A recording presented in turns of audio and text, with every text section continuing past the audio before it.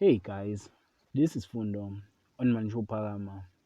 Tonight on Imbewu, Tando thinks Kelman might be the one, while Tusheleni invites Lindo, but Sbongile say she can stay.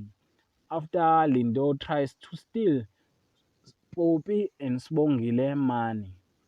Makhosazane and Nkululeko have to trust that Mzwandile will hide their involvement, while Mzwandile gets a phone call from Makhosazane.